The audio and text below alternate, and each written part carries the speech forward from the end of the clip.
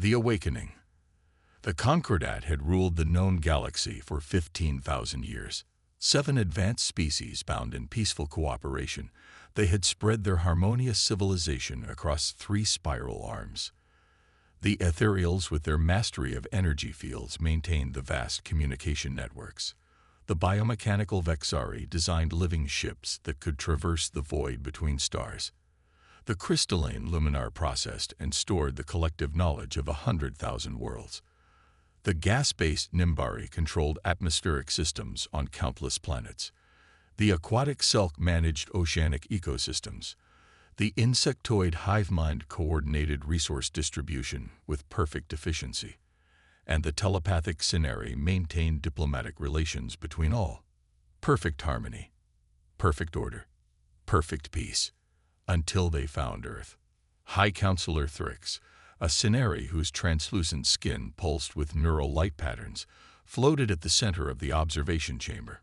Below, through the invisible energy field, stretched the blue-green world designated Sol 3, recently discovered by a routine exploration probe. Fascinating, muttered Science Director Vexus, her Vexari exoskeleton clicking softly as she manipulated the holographic displays. The dominant species shows remarkable adaptability despite their primitive technology. Primitive is a relative term, replied Thrix, watching the humans below. They've achieved nuclear capability and rudimentary space travel within a mere 2,000 years of developing agriculture. That acceleration curve is concerning. The Concordat's protocol for newly discovered sentient species was clear: evaluation, contact, integration. But something about these humans gave Thrix pause. Their biological scans revealed unusual neurochemistry, fight-or-flight responses far more pronounced than in any Concordat species, alongside creativity centers that activated in patterns never before documented. They're too unpredictable, Thrix finally declared. Their historical records show constant warfare, environmental destruction, and social upheaval. Yet they persist, even thrive on this chaos. The Concordat's harmony would be disrupted by such elements. What do you propose? Asked Vexus. Quarantine, Thrix said firmly. No contact. We establish a monitoring perimeter and revisit in 500 years. Perhaps by then, they will have either destroyed themselves or evolved beyond their volatile nature. The decision was logged. Stealth satellites were deployed. Earth would remain isolated, unaware of the galactic civilization surrounding it. The humans would be left to their own devices. That was 400 years ago. Commander Jalith, captain of the research vessel Eternal Seeker, knew she was breaking protocol. The quarantine around Sol 3 was absolute. No Concordat vessel was permitted within the system's heliopause. Yet something had triggered the monitoring satellites, something unprecedented that demanded closer inspection. Status report, she ordered, her ethereal body glowing with anxiety-induced energy fluctuations. We've breached the quarantine zone, reported her navigation officer, a young Nimbari whose gaseous form swirled with tension inside his containment suit. Sensors detecting numerous artificial structures in near-Earth orbit and on their moon. Quantum signature analysis indicates. Wait, that can't be right. Speak, officer. Commander, they've developed quantum fold technology. These humans have achieved faster than light travel. Impossible. The quarantine logs showed humans had barely established a permanent moon base a century ago. No species developed fold technology that quickly. It had taken the Concordat species millennia of cooperative research. Incoming transmission, announced the communications specialist. It's coming from Earth. They've detected us. The view screen flickered to life, revealing the human female in a sleek uniform.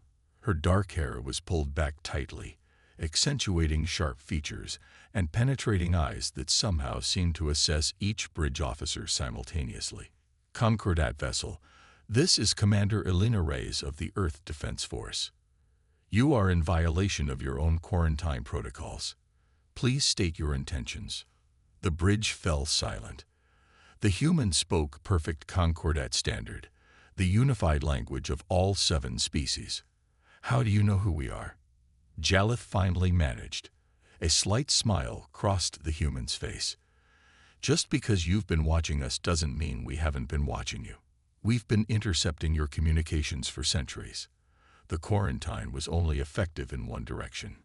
Jalith's energy field pulsed with shock. That's not possible. Our communications use quantum entanglement, which produces detectable tachyon bursts when initialized, completed rays. We figured that out about 200 years ago. We've had a lot of time to study you while you studied us. The implications were staggering. The Concordat believed themselves to be the observers, the advanced civilization monitoring a primitive species. But all along, the humans had been gathering intelligence, learning, preparing. Why reveal yourselves now? Asked Jalith. Because something's coming, Rise replied, her expression darkening. Something that threatens both of us. We need to talk. Before Jalith could respond, alarms blared across the bridge. Unknown vessel approaching at full speed, shouted the tactical officer. Weapons signatures detected. The viewscreen split to show a sleek, predatory craft of unfamiliar design, decelerating from fold space directly behind the Eternal Seeker. Evasive action, ordered Jalith, but it was too late. The first salvo struck the research vessel's engines, sending it spinning. Emergency systems activated, stabilizing the ship, but they were crippled, dead in space. Commander Jalith, Reyes's voice was calm, controlled. Prepare to be boarded. We're dispatching a defense team to your position. You're helping us. Of course, said Reyes. Despite your quarantine, we consider ourselves part of this galaxy, and humans protect their neighbors. Within minutes, a human vessel docked with the damaged research ship. Jalith watched in astonishment as armored figures moved through her ship with practiced efficiency, securing corridors and establishing defensive positions. Their weapons were advanced, particle disruptors, and plasma rifles that matched or exceeded Concordat military technology. Commander Reyes stepped onto the bridge, removing her helmet to reveal the face they'd seen on the viewscreen. In person, she projected an aura of authority that even Jalith, an energy being, could perceive. Your attackers call themselves the Voidborn, Reyes explained. They've been probing our defenses for decades. We believe they've been manipulating the Concordat as well, keeping you ignorant of certain threats while they position themselves for a galaxy-wide attack. Why would they do this? Asked Jalith. Resources, territory, the usual reasons for aggression. Reyes shrugged. What matters is they've been using your quarantine of Earth as cover for their operations in this sector. They didn't expect us to detect them, and they certainly didn't expect us to advance as quickly as we did. Jalith's mind raced. If what the human said was true, the Concordat's perfect peace had made them vulnerable. They had grown complacent, allowing an unknown threat to fester while they congratulated themselves on their harmonious civilization. The Voidborn ship is preparing another attack run, reported Reyes, checking a device on her wrist.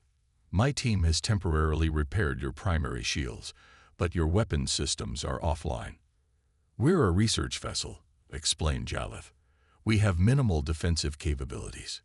Well, Reyes smiled, and for the first time, Jalith understood why ancient Concordat texts described humans as predatory when they displayed teeth. Fortunately for you, humans specialize in warfare. You're about to see why your ancestors decided to quarantine us. As the Voidborn ship approached, Reyes's team deployed from the human craft, small, one-person vessels that moved with impossible agility, swarming the much larger enemy vessel. Their coordinated attack pattern confused the Voidborn targeting systems, allowing the human fighters to deliver precise strikes against key systems. The battle lasted less than 5 minutes. The Voidborn ship, disabled but not destroyed, drifted powerless in space. We'll take prisoners for interrogation, Reyes informed Jalith. I suggest you inform your Concordat Council that their perfect galaxy has been infiltrated, and that humans are ready to join the conversation about what happens next. As Reyes turned to leave, Jalith found her voice. "Commander, why didn't you contact us before? If you've known about us for centuries." The human paused. "We were waiting to see if you'd outgrow your fear of us." Her eyes met Jalith's energy core directly. The galaxy let its guard down against real threats because it was too busy guarding against humanity. That was a mistake. Now you'll see what monsters we can be when we fight for something worth protecting. The Reckoning. The Concordat Council chamber hummed with anxious energy. For the first time in over 10,000 years, all 7 High Counselors had assembled in emergency session. The holographic displays showed the damaged research vessel, the captured Voidborn ship, and most disturbingly, the extensive human fleet now visible once they knew where to look. "How did we miss this?" demanded High Counselor Nexus, the Hivemind representative, whose compound eyes flashed with agitation. "An entire civilization developing full technology under our observation." "They shielded their advancements," replied Science Director Vexius, who had been hastily summoned from the research division. "Cleverly, they allowed us to see only what they wanted us to see: primitive space stations, rudimentary moon bases. Meanwhile, they built their real infrastructure behind quantum camouflage fields." "The important question," interjected High Counselor Thrix, "is what we do now. The quarantine has effectively been breached from both sides." The chamber doors slid open, and Commander Jalith entered, accompanied by a human. The council fell silent as Commander Erlinga Reyes walked confidently into the center of the chamber, her movements precise and controlled in the artificial gravity that was calibrated for multiple species' comfort. "Counselors," she said, bowing slightly, "thank you for agreeing to this meeting." "We had little choice," said Thrix coldly. "Your people have advanced beyond our projections and now possess technology that threatens Concordat security." Reyes smiled slightly. "With respect, Counselor, if we intended any threat, we wouldn't be having this conversation. We had centuries to prepare for conflict with the Concordat, if that was our goal." "Then what is your goal, human?" asked the Luminar Counselor, his crystalline structure refracting light, as he leaned forward with interest. "Partnership," Reyes stated simply. "And warning. The Voidborn aren't just raiders or pirates. They're an advance force for something much worse."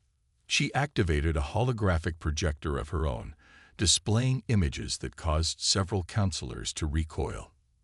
Massive organic mechanical vessels moving through the void between galaxies, planet-sized weapons platforms, horrifying biological constructs designed for warfare on a scale the Concordat had never imagined. "We call them the Harvesters," Reyes continued.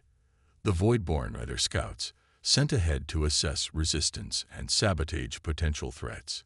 For 300 years, they've been systematically undermining the Concordat security systems, inserting false data into your archives, and keeping you blind to their approach.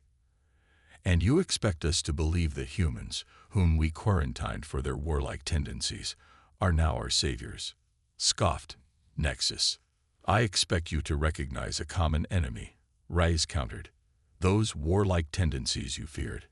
They're exactly what's needed now. The Concordat has enjoyed peace for so long you've forgotten how to recognize true threats. You quarantined Earth because we didn't fit your harmonious vision, because we challenged, questioned, and fought among ourselves. But those very qualities made us vigilant where you were complacent." The council chamber fell silent as the accusation hung in the air. Finally, Commander Jalith spoke. "I've seen their capabilities firsthand, counselors. The humans disabled a Voidborn warship with minimal forces while protecting our research vessel. Their technology equals or exceeds our own in several critical areas." "Particularly weapons, I presume," said Thrix dryly. "Yes," admitted Reyes unapologetically. "We excel at developing methods of destruction. It's both our greatest flaw and our greatest strength. But we've also developed remarkable medical technology, innovative ecological restoration systems, and artificial intelligence frameworks that your scientists might find interesting." She nodded to Jalith, who activated another holographic display, showing the interrogation of the captured Voidborn. The creature, vaguely humanoid but with gray, mottled skin and multiple yellow eyes, spoke in a guttural language. Translation systems have decoded their communications, explained Rice.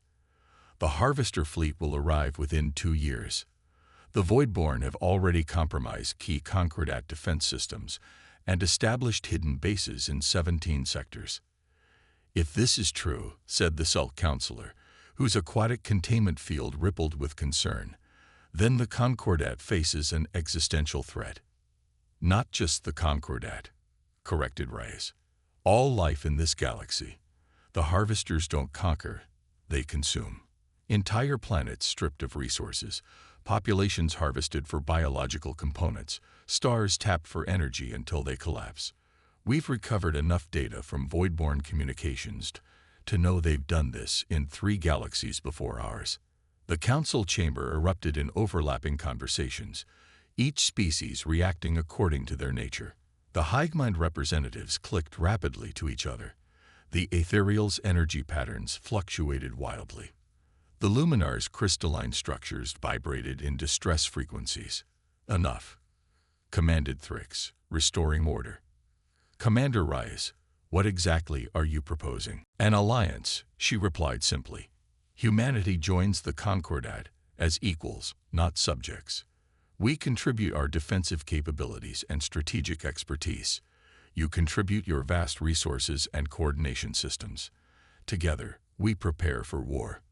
The Concordat has not engaged in warfare for 15,000 years, protested the Nimbari counselor, his gaseous form swirling agitatedly.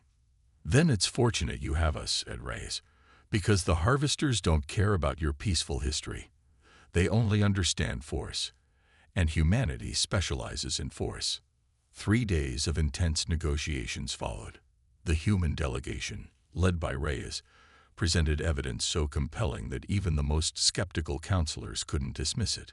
What began as reluctant acknowledgement evolved into genuine concern, then determination. The ancient fear of human unpredictability transformed into appreciation for their adaptability and resolve. On the 4th day, a joint human Concordat fleet departed for the edge of the galaxy, where long-range sensors had detected unusual activity.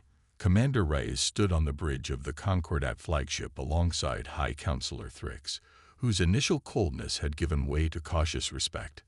Your tactical systems have been integrated with ours, Reyes explained. Your ships have power and shields we can't match, but our targeting algorithms and combat AI will maximize their effectiveness. And if we encounter the enemy? Asked Thrix. Then they'll learn what happens when you back humans into a corner, Reyes replied. We may be the monsters your ancestors feared, Counselor, but we're monsters who protect what's ours. And we've decided this galaxy is ours to defend.